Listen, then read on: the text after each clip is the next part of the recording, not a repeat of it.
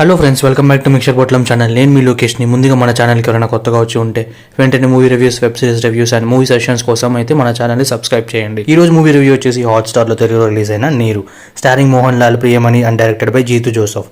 Movie చూశాక నా opinion వచ్చేసి బాగుంది and worth watching as well. ఫస్ట్గా మూవీ టైటిల్ మీనింగ్ చూసుకుంటే నీరు మీనింగ్ ట్రూత్.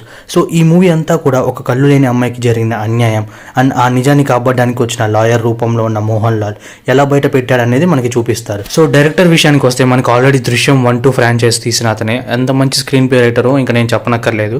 పైగా ఈ మూవీ వచ్చేసి court room drama based. So అలా మూవీ స్టార్ట్ చేశాక మీరు మూవీ అయ్యేంత వరకు అసలు ఖచ్చితంగా బ్రేక్ తీసుకోరు, ఇది మాత్రం guarantee.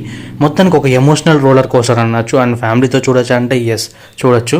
And movie story line వచ్చేసి ముందుగా నేను చెప్పినట్టు కళ్ళు లేని అమ్మాయిని తన ఇంటి పక్కనే ఉన్న ఒక కుర్రాడు రేప్ చేస్తాడు. సో తన పేరెంట్స్ కోర్టులో కేసు వేస్తారు. ఇక్కడ నుండి స్టోరీ అంతా కూడా కోర్ట్ రూమ్ డ్రామా బేస్డ్ అనమాట. సో ఇక్కడ ఇంట్రెస్టింగ్ పాయింట్ ఏంటంటే తనకి కళ్ళు లేవు కాబట్టి అక్యూజ్ని ఎలా ఐడెంటిఫై చేస్తుంది అండ్ ఇంకా సాక్ష్యాలు ఎలా మాయం చేస్తారు అండ్ లాస్ట్కి ఏమైందని తెలియాలంటే ఈ మూవీ చూడాల్సిందే. Coming to positive points of the మూవీలోకి వెళ్ళిపోతే స్క్రీన్ ప్లే వచ్చేసి చాలా బాగుంటుంది and courtroom drama was so well design and ఎమోషనల్గా చాలా కనెక్ట్ అవుతారు కూడా. బీజిఎం ఈ strongest pillar of the movie అని చెప్పొచ్చు.